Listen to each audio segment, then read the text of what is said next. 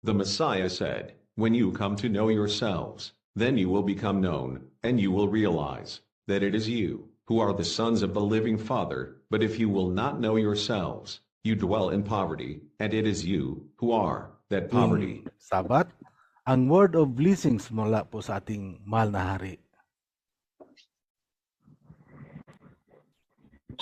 Happy Sabbath mga kapatid. Ako ay lubos na masaya na muli tayong nagkatipon-tipon sa araw ng Sabat upang ito ay ipangilin. Hindi lingid sa inyong kaalaman na patuloy ang ginagawa nating pagsasaayos ng Torah and Covenant.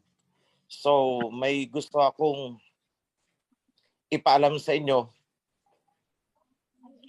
Ito ay isang revelation sa revisionist group habang binabasa namin ang Book of Job.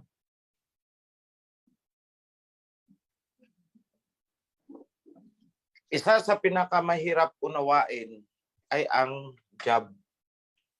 Maraming kuro-kuro, maraming mga sapantaha, maraming interpretasyon, maraming espekulasyon ang sinasabi tungkol dito sa Book of Job. May narinig akong isang, although inaamin naman it's only an speculation, an analysis, na itong Book of Job daw ay tumutukoy sa panahon ng first couple.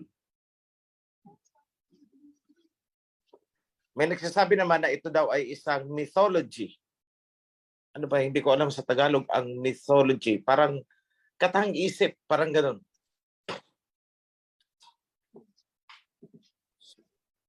Pero ito ang sasabihin ko sa inyong lahat. Unang-una, tungkol sa panahon na tinutukoy ng pangyayaring ito.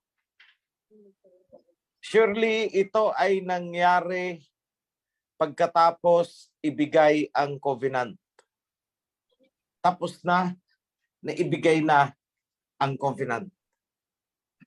Bakit ko nasabi na ang Book of Job ay sa kapanahunan ng covenant na? Kasi po kung mapapansin ninyo, sa early part of Job, dinescribe dyan na si Job ay nagsasagawa na ng sin offering. Di ba? Sin offering.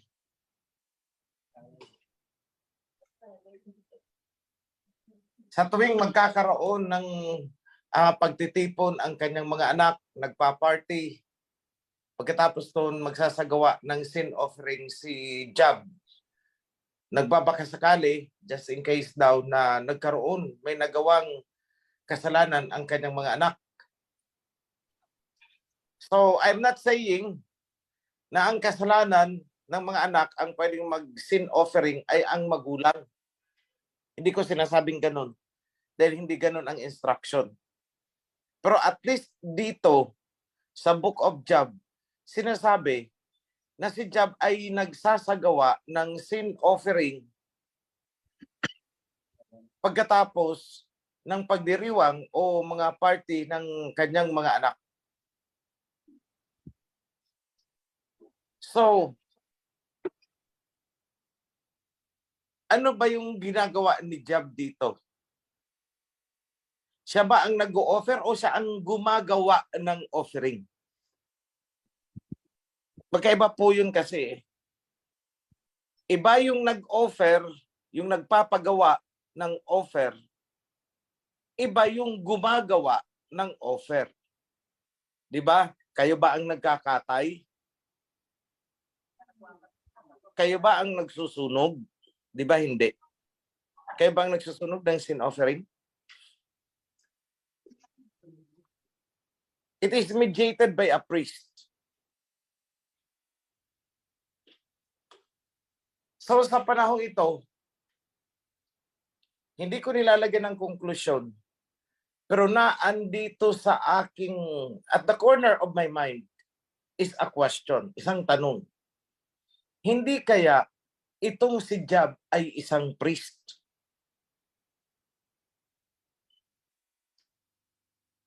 Kasi siya ang nagsasagawa ng offering. Sino bang nagsasagawa ng offering? Mga offering. Di ba yung priest? In behalf doon sa kawan, in behalf sa mga believers. That is another one. So we have resolved two questions. The first is, ang kapanahonan ito na tinutukoy sa istorya ni Job ay pagkatapos maibigay ang covenant. Bakit? Kasi may sin offering na. Defined as a sin offering. Isang bagay na hindi pa nag-i-exist bago ang covenant. Oo, nag-offer noon sina Abraham. Nag-offer si Abel. Pero hindi yun tinawag na sin offering. Kailan lang nagkaroon ng tinatawag na sin offering? Pagkatapos ibigay ang covenant. So resolve tayo dyan. No doubt. So, in my opinion, more or less, ito ay sa kapanahunan ni Elijah. Somewhere along the timeline. Bakit? Pansinin niyo mga pangalan. Eliphaz, Eliho, Elijah, Elisha. Yan ang kapanahunan ng mga ganyan ang mga tunog ng pangalan ng mga tao. So, that is another thing to consider. So, hindi man tayo sigurado sa mga timeline. At least there is one thing issue. May isa na tayong sigurado na hindi pwedeng pasubalian. The book of Job, the story happened after the covenant has been given.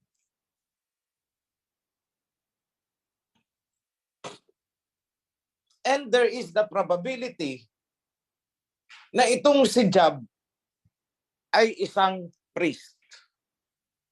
Probability po. Hindi ko sinabing 101%. Bakit natin in-entertain ang probability na si Job ay isang priest? Kasi siya ang nagsasagawa ng offering. That is the indicator. The tip of the iceberg. Although, kulang ang mga information, ang mga detalye upang malagyan natin ng konklusyon. So, ngayon, pag-usapan natin, ano ba yung senaryo nito? Nasaan si Job? Ang sabi is, nasa east, nasa silangan. Nasaan tayo? Nasa silangan.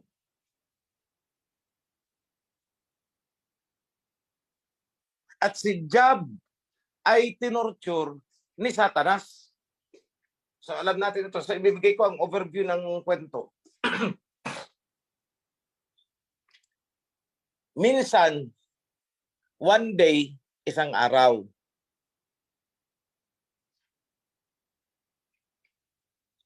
nag-ipon ang mga angels before the Alhayam. At sumama din itong si Satanas. So, ibig sabihin, may access. Akyat panaog pa siya.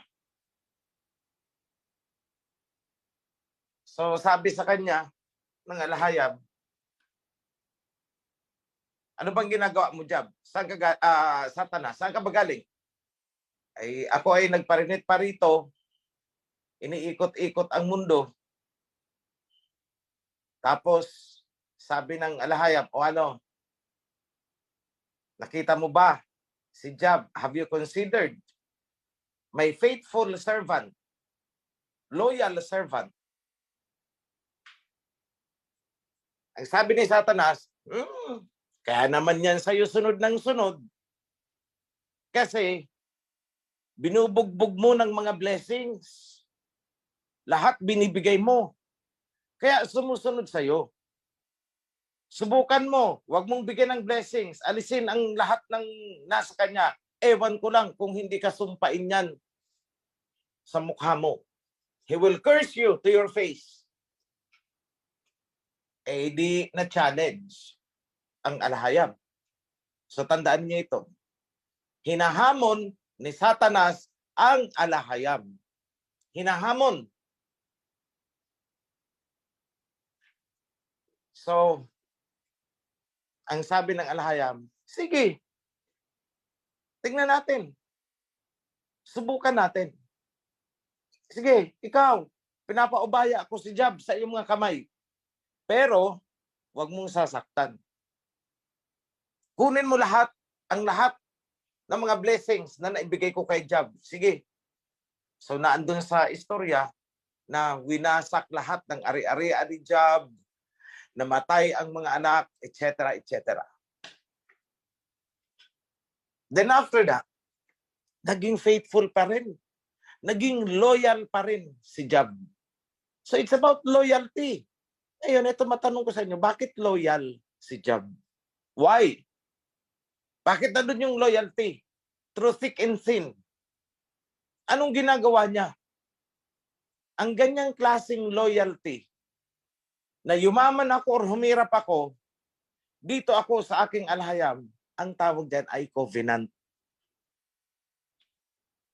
May nakipagkasundo si Job, so loyal siya. Pinangangatawanan niya, ang covenant, sa'yo ako. Sa kabila ng tinorment siya ni Satanas, sa'yo pa rin ako, alahayam. So what happened? Nabigo si Satanas. So one day, isang araw ulit, nag-ipon na naman ang mga angels. Sumama na naman si Satanas. So sabi ng alahayam sa kanya, o ano, Satanas, nakita mo na, loyal sa akin si Job. Sabi ni Satanas, hindi sapat yung inalis ang lahat ng kanyang ari-arian, kayamanan na naghirap siya. Hindi sapat yun. Subukan mo lang nabigyan ng sakit yan.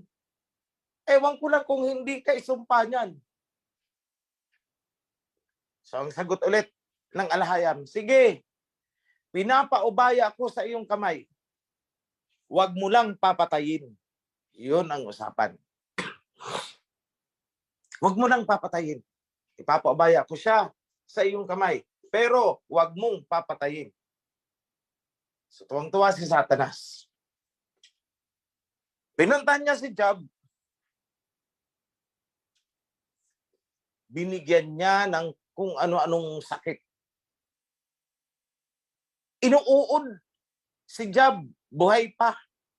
Pigsa, tad siya ng pigsa. Halos hindi siya makakilos. So sabi sa kanya, ng asawa niya, curse! Yahawa! Sumpa mo. Walang kwenta yan. Tingnan mo. Pero ito ang tandaan nyo mga kapatid. Tandaan nyo to. Sino ang nagbigay ng trial? Si Abayahawa ba o si Satanas? Sino ang nagbigay ng dusa? Si Abayahawa ba o si Satanas? Si Satanas po. Hindi ang Aba ang nagbagsak ng pigsa. Si Satanas. So ano lang ang ginawa ng Aba? Pinaubaya niya lang. Pinaubaya niya. Sige, wag mo lang papatayin. Sisiguraduhin ko sa iyo, akin pa rin yan. Ngayon, sa pagkakataong yun, dumating na ang tatlong kaibigan daw ni Job. If I recall the names right, si Bildad, si Eliphaz, at saka si Zophar. Yan mga pangalan. Correct me if I'm wrong na lang ha. Medyo I'm poor on names and I am poor on memorizing numbers. Pero yung event, it's clear to me. Ito ang gusto kong i-warning sa inyo mga kapatid. Pag kayo ay nagbabasa ng Bible. Ano ang gustong gawin nitong tatlong mga kaibigan, kaibigan daw ni Job? Ang gustong mangyari nito is tumalikod na si Job sa alahayam. Lahat ng pang-discourage ginawa nila kay Job. Tingnan mo, anong napapala mo sa righteousness mo? Sabi ni Eliphaz, anong napapala mo sa righteousness mo? Righteous ka or wicked ka, pareho lang naman namamatay. Both perish. Anong napapala mo sa righteousness mo? Ano ang benefit naman na nakukuha ng iyong alahayam sa pagiging righteous mo? Anong kapakinabangan mo sa kanya? Uud ka lang sa paningin niya.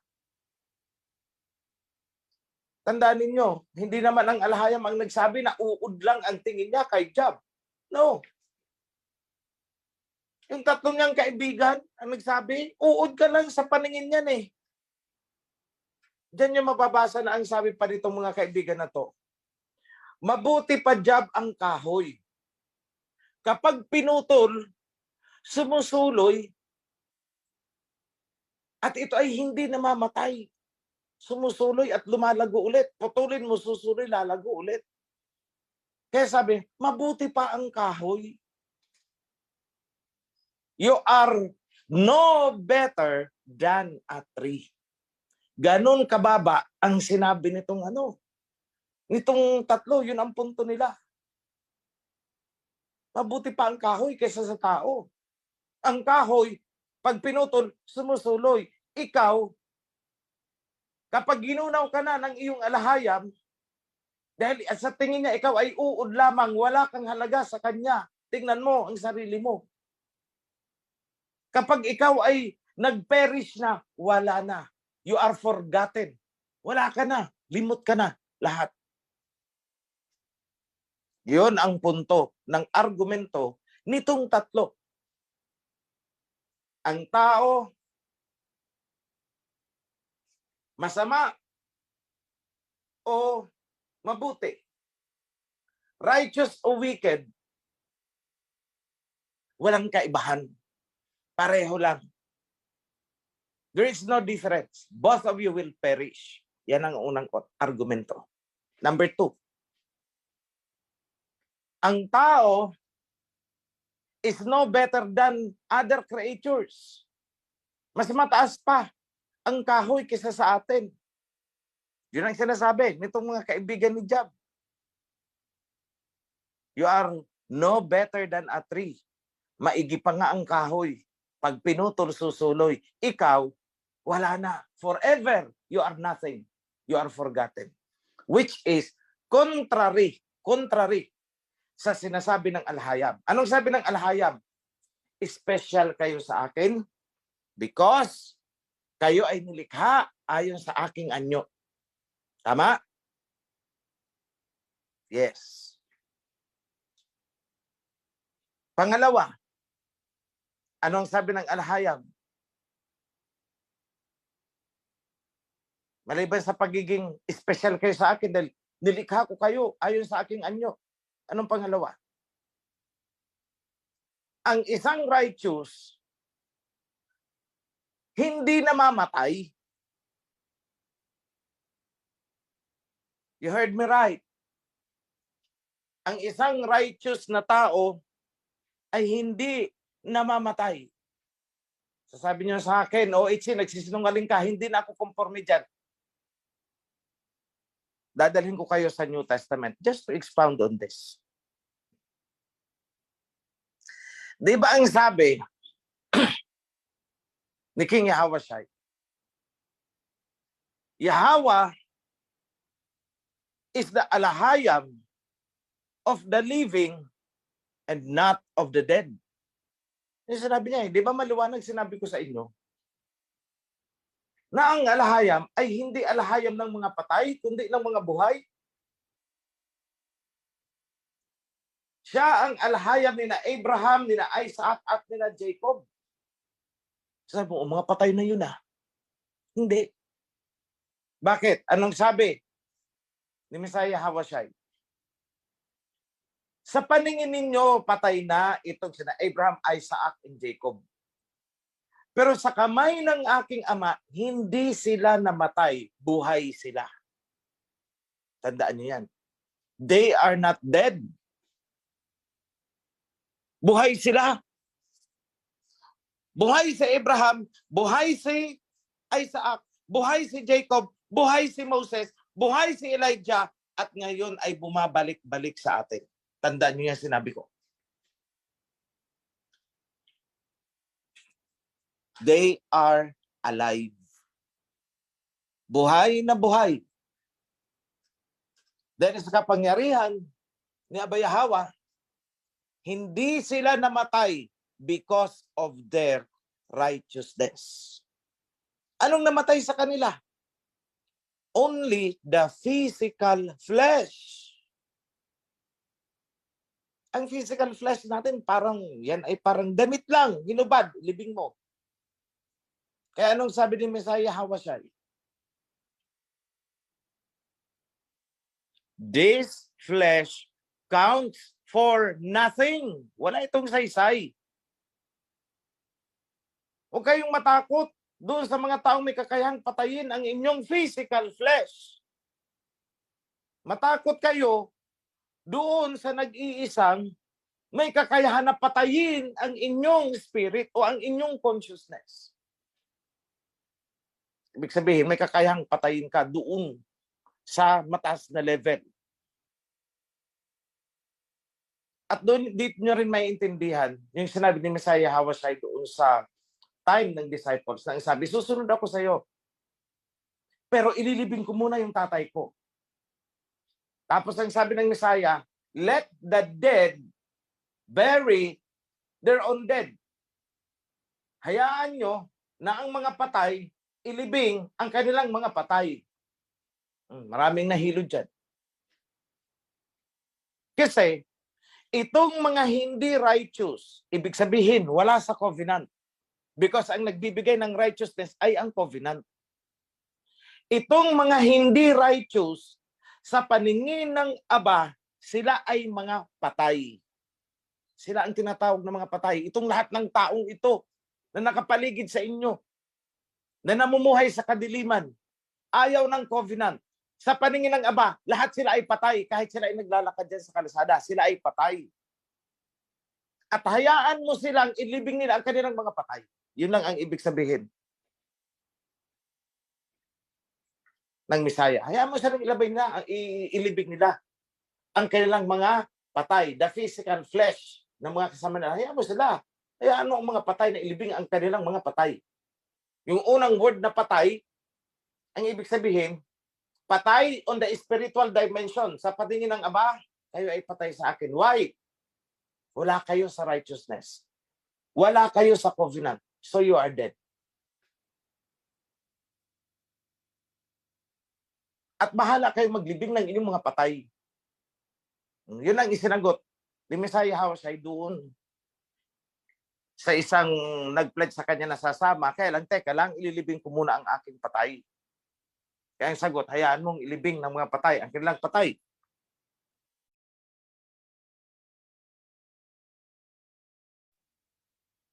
Ngayon, balikan natin si Job.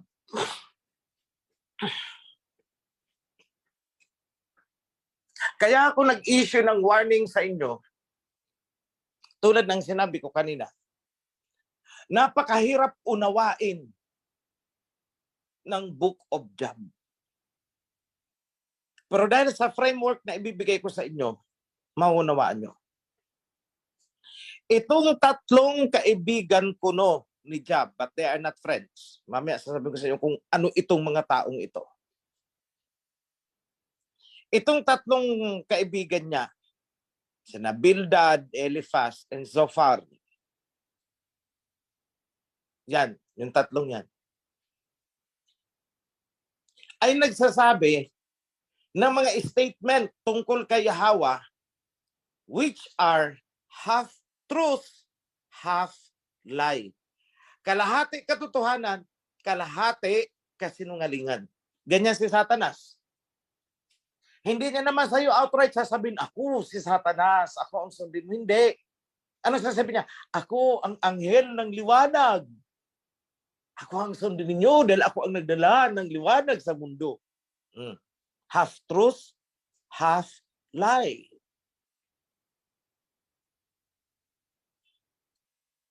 So huwag kayong padadala doon sa matatamis na salita ng tatlong ito tungkol kay Yahweh. Kasi pag tiningnan nyo sa dulo, pipilipitin nila masama si Yahweh.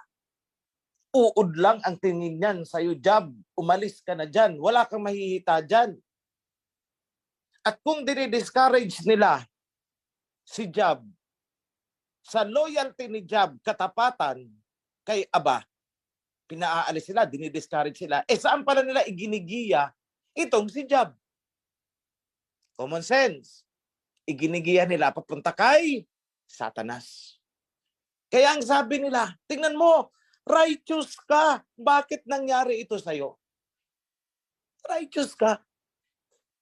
Bakit namatay ang mga anak mo? Bakit nawala lahat ng mga ari-arian mo? Tingnan mo ang sarili mo. Yung skin mo, kumakapit na lang sa buto mo, tad-tad ka pa ng piksa, inuuod ka na. Kung righteous ka, Job, hindi yan mangyayari sa'yo. Kaya nangyari yan sa'yo kasi walang pakialam sa'yo, yung alahaya mo. He doesn't care. Buti pa yung kahoy. See? Gano'n nila, binaliktad. Pinatikim ka lang, Job, ng kunting saya. Pero at the end, gugunawin ka rin yan naman. Dahil ang tao ay nilikha upang magdusa na andyan yan. Man, we're only created to suffer. Nandyan yan sa mga salita nitong tatlong ito. Kaya be careful. Dahil akala nyo, porket nasusulat dyan, that is the right thing. No. Ang sinasabi ng tatlo is yung sinasabi sa kanila ni Satanas. Yun ang ibinubuga ng dila nila kay Job. Tinotorment nila si Job. Lalo na itong si Eliphaz. Sabi niya kay Job, alam mo ba na sa kadiliman ng gabi, habang ang mundo, ang mga tao ay natutulog, may isang espiritu na lumapit sa akin, tumayo sa harapan ko habang ako'y nakahiga.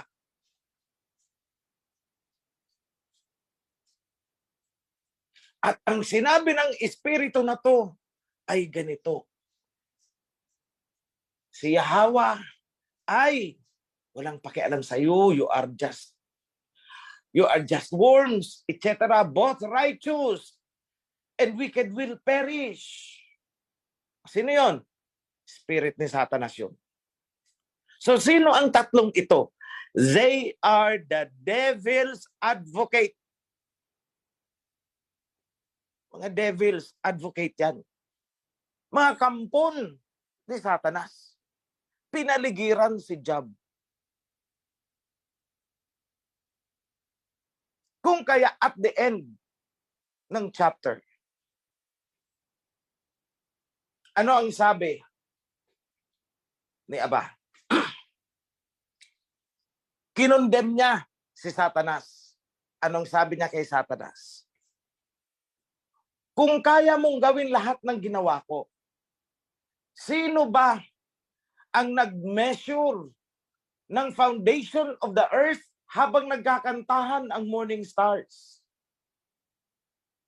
Sino ba ang naghiwalay ng liwanag at dilim? Sino ba ang naghiwalay ng tubig mula sa lupa? Sino ba ang nagpapaulan? Surely, alam mo, dahil naandun ka ng panahong yun. Matagal ka nang nag-i-exist, nilikha kita. See? Hindi si Job ang tinutukoy nun. Si Satanas. Kaya anong hamon kay Satanas? Kung kaya mong gawin ang ginawa ko lahat, sige, dress yourself with your own glory and your own majesty. Sige, kung kaya mo. See? Kinundi na ni Yahweh si Satanas at the end of the chapter. At anong sabi kay Job? Si Job is without blemish. Kaya huwag kayong maniniwala doon sa mga nakasulat doon sa chapter na ang sasama na nang lumalabas sa bibig ni Job. Hindi po sinabi ni Job yon. Kaya nga at the end, anong sabi ng Aba? Wala akong masabi dito kay Job. Lahat ng sinabi niya ay totoo at tama. Tapat siya sa akin. See? Hindi niya kinondem si Job.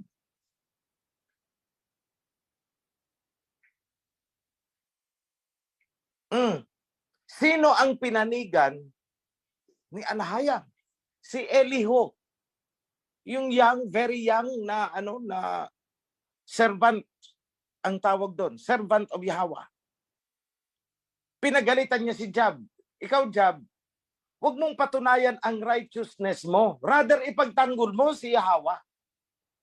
Mali ang ginagawa mo, Job. Unahin mo si Yahweh na ipagtanggol dito dahil sinisiraan nitong tatlong devil's advocate na to. Ikaw, ang ginawa mo, Job, inuna mo ang righteousness mo na ipinagtanggol mo. Hindi, si Yahweh ang ipagtanggol mo. Yun lang naman ang medyo defective kay Job. Dahil naging defensive si Job. Wala naman akong ginawang ganito. Wala akong inapi, wala akong inagrabyo, wala akong ganito. So he is trying to prove his righteousness and innocence. Rather, yung ipagtanggol niya si Yahweh na hindi totoo yan sinasabi ninyo tungkol sa aking alahayam. Hindi totoo yan sinasabi niyo na mas mahalaga pa ang kahoy kaysa sa tao. Hindi totoo yan sinasabi niyo na righteous or wicked pareho lang ang pupuntahan. Hindi totoo yan, hindi ganyan ang aking alahayam. Dapat yun ang inuna ni Job. Rather than proving na ako ay walang inagrabyo, wala akong ginanito, wala akong tumutulong ako. So yun lang naman ang mali ni Job. Pero hindi yun kinonsider ni Aba na kasalanan ni Job. Hindi. Anong sabi ng Aba? Itong tatlong ito is not telling the truth about me. Hindi sila nagsasabi ng totoo tungkol sa akin. Oh, sino ang kinatigan ng Aba? Si Elihu. Si Elihu ang nagsasabi, siya ang nagtanggol sa akin. Oh, ikaw, Job, ibabalik ko sa iyo lahat ng nawala sa iyo. Hindi ako ang nagbigay ng padusa sa iyo, kundi si Satanas. Pero at the end, may forgiveness yung tatlo eh. Anong sabi? Mag-sin offering kayo. Naging devil's advocate ang tatlo. Nagpagamit kay Satanas. Kaya anong sabi? Mag-sin offering kayo.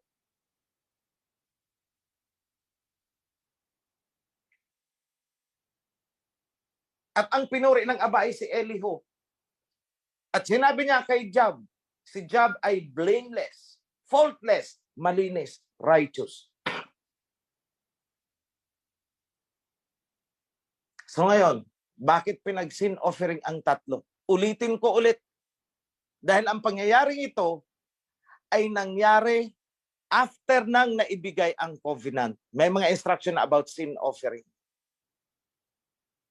Diyan ko po kinuha.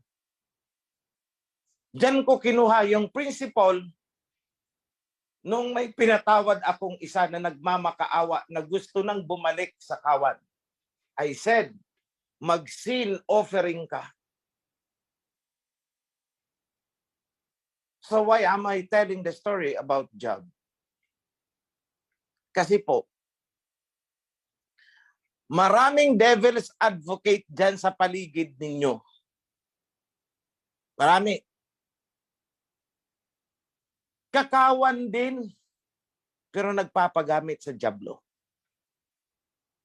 Kung ano-ano ang sinasabing paninira, laban sa katuruan, butit natagpas ko na sila. Tungkol sa akin, sinisiraan ako. at tungkol sa kawan.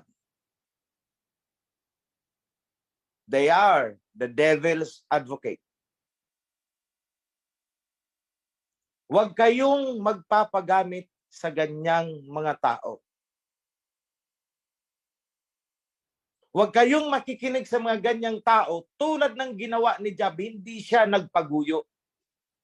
Lahat ng paninira para lang i-discourage si Job ay ginawa ng tatlo. Ini-impluwensyahan si Job. Pero hindi nagpaguyo si Job. I am loyal to the covenant. I am loyal to Yahweh. In our case now, sa panahon natin, I am loyal to the covenant. I am loyal to Yahweh. And I am loyal to my king na sinugo niya. Sa panahon ni Job, sino ang sinugo ng alhayam? Si Eliho. Anong tawag niya kay Eliho? Mensahero, messenger. Tingnan niyo mabuti. Sa panahon ni Job, para mag-rescue kay Job o malalay, ano ang pinadala? Messenger. That was Eliho. Messenger is the exact term. Si Eliho was the messenger. Sent. Kasi muntik nang bumigay itong si Job eh. So Eliho was sent. In our time, dumating ako sa inyo. Bringing back the covenant. Reminding you about the covenant. Reminding you, pinapaalala ko sa inyo, ang tungkol sa ating alhayam na natabunan na at siniraan ng kung ano-ano mga relihiyon. I am reminding you everything na kailangan nating gawin. At dinala ko sa inyo ang salita. Ang verbo. The word that was present even during or before the creation. And the word was made flesh and dwelt among us. Sumasa atin ang salita na nagkaroon ng flesh. Tandaan niyo yan mga kapatid. Happy Sabbath sa inyong lahat. And now I am giving you the blessings. Kaligtasan sa mga sakuna from calamities. Always pray. And be thankful na wala sa atin sa kawan ng mga nadidisgrasya na aaksidente dahil sa masamang panahon. Be thankful for that. Pagpapala ng magandang pangangatawan, kalusugan. Pagpapala dahil natutugunan natin ang mga pangangailangan sa araw-araw. Hindi man marangya ang ating pamumuhay. Marami sa inyo ang hindi nakatikim ng karangyaan buong buhay. Pero ipagpasalamat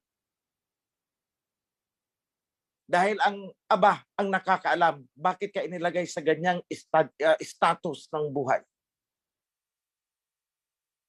Lahat yan ay pagpapala. At muli kong pinapaabot sa inyo ang mga pagpapalang yan.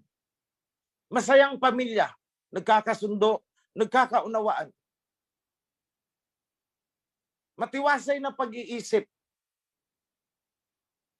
Bagamat hindi namumuhay sa karangyaan ng material na bagay sa mundo. Lahat yan ay mga pagpapala. At muli kong ipinapakita sa inyo ang mga pagpapalang yan. Hiling ko rin na inyong isama sa inyong mga panalangin. May mga kapatid tayo na nagkaroon ng mga samot-saring karamdaman.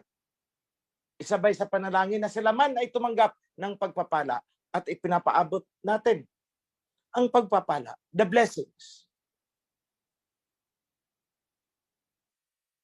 Lahat ng mga naninilbihan, naglilingkod, mula sa Prime Minister, pababa, hanggang sa mga sisi, down, to the least. Mula sa pinakamataas hanggang sa pinakababa, mababa. Sumain nyo ang pagpapala, mga kapatid. I pronounce that in the name of Abba Yahweh and King Yahweh Shai, our coming King of Kings. Yada. Shalom, mga kapatid. Happy Sabbath.